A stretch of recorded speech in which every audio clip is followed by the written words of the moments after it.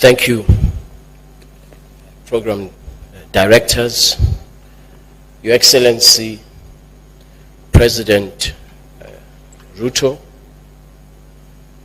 President of the Republic of Kenya, and our host, Your Excellency, President Azali Assoumani, President of the Union of the Comoros, and Chairperson of the African Union Assembly of Heads of States and Government, Your Excellency, President Issoufou Mahamadou, former President of the Republic of Niger, champion of the AFCFTA, Honorable Cabinet Secretary Moses Korea,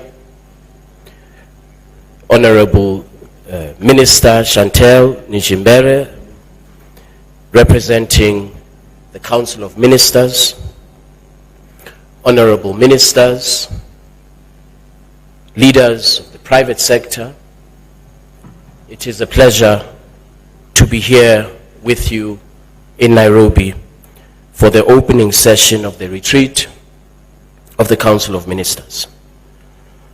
I want to start by thanking President Ruto and his government for hosting us here for a very important dialogue between the private sector and the Council of Ministers for the purpose of accelerating implementation of the AFCFTA. I want to also express appreciation for President Ruto's very strong support of the AFCFTA since he came into office, and for ensuring that the AFCFTA receives the highest level attention in Kenya.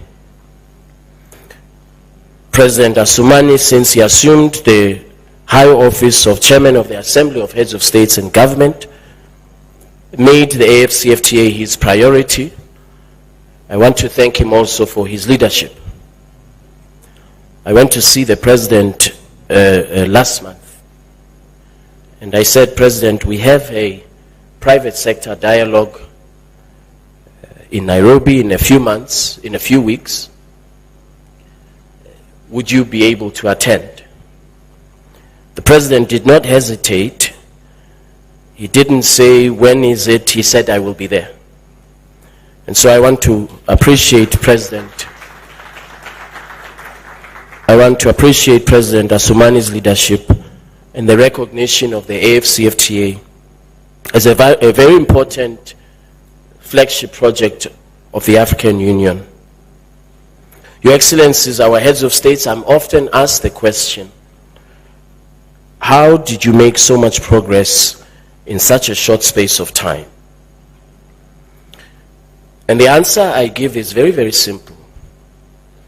It is the fact that our leaders are fully engaged, and the fact that 47 members of the African Union have deposited their instruments of ratification demonstrates the strongest political will that we have ever seen in our continent. And so the leadership of our heads of states is what has enabled us to reach so much progress in a very, very short space of time, confounding critics who never thought that as Africans we would be able to achieve the milestones that we have achieved. Under the leadership of President Mahamadou Issoufou, we have achieved the following progress. Over 88% convergence on rules of origin, enabling Africa for the very first time since the end of colonialism to trade on the basis of a single set of rules for products that we as Africans produce.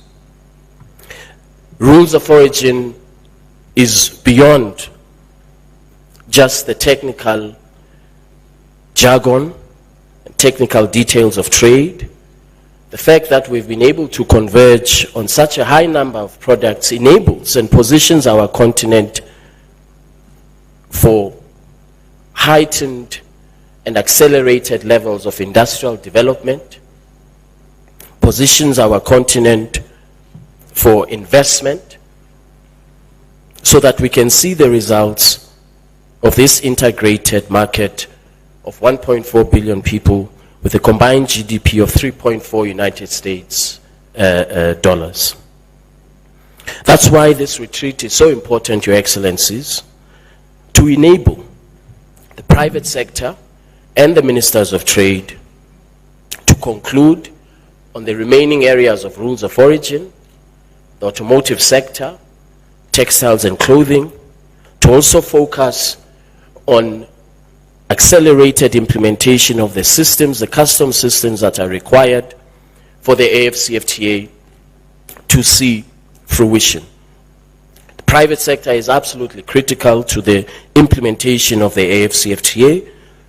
As Cabinet Secretary said, in Africa, the private sector is estimated to account for about 80% of total production, 67% of investment, 75% of credit that's available in the market, and of course employs 90% of people of working age. To further underscore the importance of the private sector and why this dialogue is so critical, a study by McKinsey and Company and the Brookings Institute, they estimate that the annual spending by African consumers and businesses is set to reach almost 7 trillion United States dollars by the year 2030, which is an increase from 4 trillion United States dollars from 2015. This underscores the importance of the private sector as a driver for industrial development in Africa, a driver for creating opportunities for jobs for young Africans, and of course, for innovation. The automotive sector and the textiles and clothing sector are the two remaining areas, as I mentioned, where we need to conclude in the next few days. A study by the World Economic Forum estimates opportunities available under the value chain of the automotive sector. They estimate as follows: that the automotive industry in Africa is expected to grow to more than $42 billion by the year 2027 due to increasing domestic demand, rising incomes, and high projections of growth on the basis of intra-Africa trade and the AFCFTA. In the area of agriculture, another important area, the World Economic Forum estimates that intra-Africa trade in basic agricultural products is expected to increase by 574% by the year 2030, where tariffs are eliminated in trade in agricultural products. These are some of the very encouraging projections of what we as Africans can achieve where we aggressively implement the AFCFTA, liberalize trade amongst ourselves, and ensure that we create opportunities for young Africans. As you may be aware, last year we commenced the Guided Trade Initiative, and I'm most grateful that I had the opportunity to be here in Kenya, in Nairobi last year, when Kenya was flagging off, myself and His Excellency President Ruto flagged off value-added agricultural produce, tea, that was exported from Kenya to West Africa. I often say that this is a remarkable story of how smallholder farmers who produce the tea are now part of the story of successful implementation of the AFCFTA, a story of inclusion of smallholder farmers who are now driving intra-Africa trade. And so I congratulate the government of Kenya for organizing smallholder farmers to be able to benefit from the AFCFTA. Similarly, we saw off products that were exported from Egypt to Ghana, from Cameroon, Tunisia, and other countries. And so this year our objective is to increase the number of countries that are part of the Guided Trade Initiative, increase the products on the basis of rules of origin of the AFCFTA. As I mentioned, Your Excellencies, the AFCFTA has corrected a long-standing anomaly, and that is that when West Africa trades with East Africa, or North Africa trades with Southern Africa, before the entry into force of the AFCFTA, we were trading on the basis of the so-called MFN rules. In other words, there was no preferential treatment of Africans trading amongst ourselves. Therefore, the AFCFTA is an opportunity for us to correct this anomaly, to accelerate and boost intra-Africa trade, to create opportunities for investment, for jobs, innovation on our continent.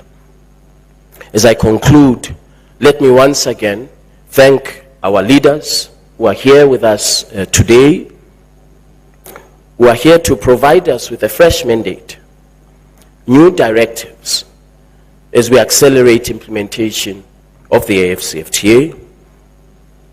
President Ruto and I, we were joking that we should share my salary, because the President is a very, very strong supporter of the AFCFTA, and wherever he goes, he's an advocate of the AFCFTA. And so we're very, very fortunate to have our leaders with us, President Assoumani, the leader of the African Union, and of course, President Mahamadou Issoufou, ever present in the support of the AFCFTA. And so I wish all of us very, very good deliberations over the next few days. And once again, I want to thank the government and the people of Kenya for hosting us. We look forward to the discussions. We look forward to engagement with the private sector so that we jointly can undertake this very, very noble ambition, very, very noble task of integrating our continent, creating opportunities for young Africans, creating opportunities for investment, and positioning our continent for global competitiveness through industrial development in generations and decades to come. I thank you very much for your attention.